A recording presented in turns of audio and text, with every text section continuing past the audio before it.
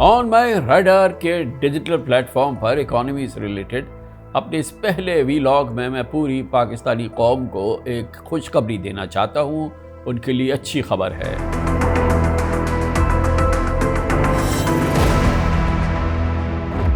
पाकिस्तान की अब बिजनेस और इकोनॉमी में बेहतरी आ रही है, मजबूत बेहतरी है। IMF के साथ $7 बिलियन का बेल आउट पैकेज ट्रैक पर आ चुका है। सऊदी अरब, UAE और चीन ने अपने कर्जे रोल ओवर कर दिए हैं। Exports, remittances, foreign exchange reserves, large scale manufacturing, foreign direct investment में बहुत बेहतरी देखी गई है। पाकिस्तान स्टॉक चेंज दुनिया की बेस्ट परफॉर्मिंग मार्केट है, जबकि इन्फ्लेशन यानी महंगाई, interest rate, current account deficit में बहुत विजिबल कमी देखी गई है।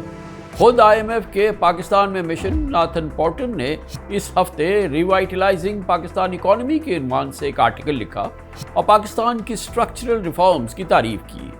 उनके मुताबिक तमाम इकोनॉमिक इंडिकेटर्स पॉजिटिव ग्रोथ के नंबर्स शो कर रहे हैं। महंगाई, इन्फ्लेशन, जो पाकिस्तान में एक आम आदमी का सबसे बड़ा मसला है, वो अनबिलीवेबल हद तक 6.9% पर आ चुकी है। जी हाँ, 6.9%, जो पिछले 44 मंथ में तकरीबन 4 साल में इन्फ्लेशन की कम तरीन लेवल है। शायद आपको याद हो कि लास्ट ईयर मई में इन्फ्लेशन रेट 38% तक पहुंच गया था। पाकिस्तान में इंटरेस्ट रेट 22% से कम होकर 17.5% पर आ चुका है। ऑब्वियसली अब भी ज़्यादा है, लेकिन इस साल जून से अब तक स्टेट बैंक ने इंटरेस्ट रेट में 3 बार कमी की है। 4 महीनों में इंटरेस्ट रेट 4.5% कम हो चुका है और अब 6 माह का काइबोर रेट कम होकर तकरीबन 15.2% पर आ चुका है, जो जून 2022 के बाद से इंतहाई कम तरीन रेट है। वैसे रीसेंट पास में इंटरेस्ट रेट में इजाफे का पाकिस्तान को एक फ़ायदा भी हुआ। आपको यकीन नहीं आ रहा तो हम आपको बताते हैं, वो ये कि हाई इंटरेस्ट रेट की वजह से last fiscal year state bank of Pakistan ने 3.42 ट्रिलियन रुपयों का मैसिव प्रॉफिट कमाया, जो ईयर ऑन ईयर तकरीबन 200% ज़्यादा है। इस फिस्कल ईयर जुलाई और अगस्त में एक्सपोर्ट्स में 16% इजाफा हुआ। करंट अकाउंट डेफिसिट में 81% कमी आ चुकी है। अगस्त में करंट अकाउंट डेफिसिट सरप्लस हो गया था। अहम बात यह है कि जुलाई और अगस्त में IT एक्सपोर्ट्स 30% बढ़ गई।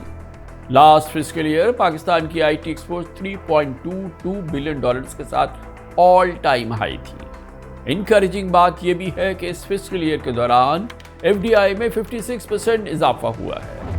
इकोनॉमी पर ओवरसीज पाकिस्तानियों का एतमाद बढ़ता नजर आया है और इसी वजह से इस फिस्कल ईयर के 2 माह में रेमिटेंसेस में 44% इजाफा हुआ है और वो $5.94 बिलियन तक पहुंच गई। स्टेट बैंक के फॉरेन एक्सचेंज रिजर्व्स में इस वक्त 27 मंथ की हाईएस्ट लेवल पर है और IMF के नए प्रोग्राम की पहली ट्रांच मिलने के बाद स्टेट बैंक के रिजर्व्स $10.5 बिलियन से बढ़ चुके हैं। लास्ट ईयर फरवरी में पाकिस्तान के तो फॉरेन एक्सचेंज रिजर्व्स सिर्फ $2.9 बिलियन रह गए थे, जो सिर्फ 1 माह की इंपोर्ट्स के लिए भी इनसफिशिएंट थे। पाकिस्तान स्टॉक एक्सचेंज को तो ऐसा लगा कि एक नया जन्म मिला है। इस फिस्कल ईयर के 3 महीने में मार्केट कैपिटलाइजेशन में 21% इजाफा हुआ है और इंडेक्स 82,000 पॉइंट्स क्रॉस कर चुका है। इकोनॉमी और एक्सचेंज रेट के हवाले से एक पॉजिटिव ट्रेजेक्ट्री ये भी है कि जनवरी 2024 से इंटरबैंक में डॉलर मुसलसल 278 रुपीस से 280 के दरमियान ट्रेड कर रहा है, जो लास्ट ईयर सितंबर में 307 रुपीस तक पहुंच गया था। पाकिस्तान में एक्सचेंज रेट कांस्टेंट रहने, इंटरनेशनल मार्केट में ऑयल प्राइसेस में कमी की वजह से डीजल और पेट्रोल की कीमत 20 मंथ्स की कम तरीन लेवल पर है।